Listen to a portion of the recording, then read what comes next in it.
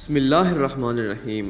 السلام علیکم دوستو آپ اسلام کے بہادر غازیوں اور شہیدوں کی داستان تو سنتے رہتے ہیں۔ آج ہم آپ کو اس شخصیت کے بارے میں بتائیں گے جو جنگوں کے ہنر سے تو واقف نہ تھے، لیکن انہوں نے اسلام کے پھیلاؤ کی خاطر وہ کارنامے سر انجام دیے جن کی بدولت ہزاروں نہیں بلکہ لاکھوں انسانوں نے خود کو اسلام کی روشنی سے روشناس کرایا۔ ہماری مراد ترکی کے عظیم صوفی شاعر یونس ایمرے ہیں۔ یہ نام تب زبان زد عام ہوا جب پاکستان کے حالیہ وزیر اعظم عمران خان نے اپنے ایک پیغام میں نوجوان نسل کو یونس ایمرے پر بنایا گیا ترکی ڈرامہ راہ عشق دیکھنے کی تجویز دی تھی۔ یونس ایمرے خلافت عثمانیہ کے بانی عثمان غازی کے دور کے عظیم صوفی شاعر تھے۔ دوستو آپ کو اس بات پر شدید حیرت ہوگی کہ آج بھی یونس ایمرے کے کلام کے مجموعے کا شمار یورپ اور بالخصوص ترکی میں سب سے زیادہ خریدی جانے والی کتابوں میں ہوتا ہے۔ ترکی کے لوگ یونس ایمرے کے کلام سے اتنی محبت کرتے ہیں جتنے پاک و ہند کے مسلمان شاعر مشرق علامہ اقبال سے کرتے ہیں۔ یونس ایمرے کی شاعری اور علامہ محمد اقبال کی شاعری بہت حد تک ملتی ہے۔ دونوں کی شاعری کا موضوع اور پیغام ایک ہی ہے۔ ترکوں کا یونس ایمرے سے محبت کا اندازہ آپ اس بات سے لگا سکتے ہیں کہ یونس ایمرے کا جسد خاکی تو صوبہ کرامان کے شہر کی مرکزی مسجد میں مدفون ہے، لیکن ان کے علامتی مزار پورے یورپ میں سینکڑوں جگہ پر موجود ہیں، جہاں پر وہاں کے لوگ اپنے عظیم صوفی کو خراج تحسین پیش کرنے جاتے ہیں۔ عظیم صوفی شاعر یونس ایمرے 1238 میں کرامان نامی ایک قصبے میں پیدا ہوئے تھے اور 1328 میں آپ کی وفات اناتولیہ میں ہوئی تھی۔ آپ نے 80 سال کی طویل عمر پائی، لیکن وہ 80 سال میں وہ ہزاروں سال کا کام کر گئے۔ آپ نے کونیا کی مشہور دستگاہ جامع کاراتائی میں مختلف علوم حاصل کیے، جن میں علم فقہ، علم کلام، علم منطق، علم تفسیر، علم حدیث کے ساتھ ساتھ عربی اور فارسی زبان پر بھی مکمل عبور حاصل کرنا شامل ہے۔ تعلیم مکمل ہونے کے بعد یونس ایمرے کو ان کی قابلیت کی بنا پر خراسان کے ایک قصبے میں قاضی مقرر کیا گیا۔ آپ کچھ عرصے تک قاضی کے فرائض سر انجام دیتے رہے۔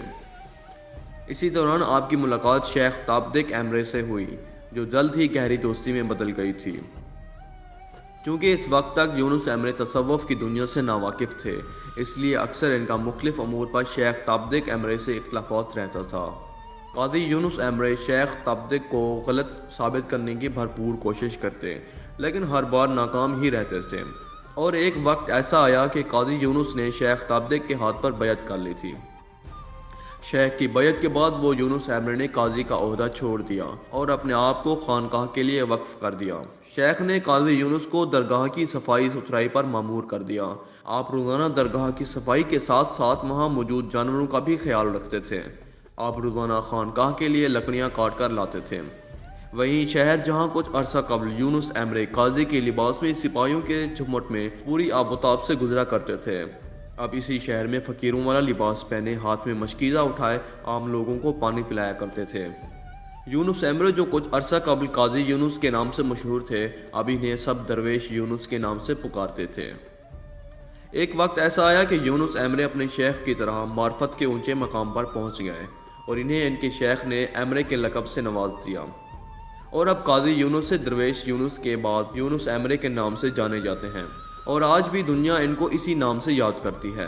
یونس ایمرے ایک ایسے عظیم شاعر تھے کہ جنہوں نے تصوف کی حقیقت کو نہ صرف پوری طرح سمجھا بلکہ پورے اخلاص کے ساتھ اس پر عمل بھی کیا اور اپنا پرخلوص پیغام آگے بھی پہنچایا۔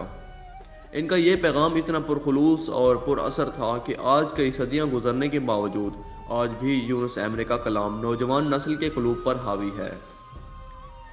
ان کے اشعار صرف ترکوں پر نہیں بلکہ سارے انسانوں پر جادو کا اثر رکھتے ہیں۔ یہی وجہ ہے کہ دنیا میں جیسے جیسے لوگ ان سے واقف ہو رہے ہیں، ویسے ویسے ان کے چاہنے والے میں بھی بہت تیزی سے اضافہ دیکھنے کو آ رہا ہے۔ یونس ایمرے نے جہاں عربی اور فارسی میں اشعار لکھے ہیں، وہیں انہوں نے ترکی زبان میں بھی شاعری کر کے شعر و ادب میں ترک شاعری کا ایک نیا باب رقم کیا۔ یونس ایمرے کا یہ کمال ہے کہ انہوں نے ترک زبان کو شاعری میں اس انداز سے استعمال کیا کہ ترکی زبان ایک بہترین شکل اختیار کرتے ہوئے زندہ و جاوید ہو گئی۔ علم و فن کا یہ سمندر 1328 میں ہمیشہ کے لیے غروب ہو گیا، لیکن انہوں نے ترک قوم کے دلوں میں وہ شمع روشن کر دی ہے جسے اب بجھایا نہیں جا سکتا۔ اللہ تعالیٰ سے دعا ہے کہ وہ یونس ایمرے کی قبر پر اپنی رحمت کو ہمیشہ قائم و دائم رکھے، آمین یا رب العالمین۔ ناظرین، اگر آپ کو ہماری یہ ویڈیو پسند آئی ہے تو اسے اپنے دوستوں کے ساتھ ضرور شیئر کریں اور ہمیں اپنی قیمتی رائے سے ضرور آگاہ کریں۔ اگر ابھی تک آپ نے ہمارا چینل سبسکرائب نہیں کیا تو چینل کو سبسکرائب کریں اور گھنٹی کا بٹن ضرور دبا دیں تاکہ ہماری ہر آنے والی ویڈیو سب سے پہلے آپ تک پہنچ سکے۔ ملتے ہیں کائی میڈیا کی ایک نئی ویڈیو میں، تب تک کے لیے اللہ حافظ۔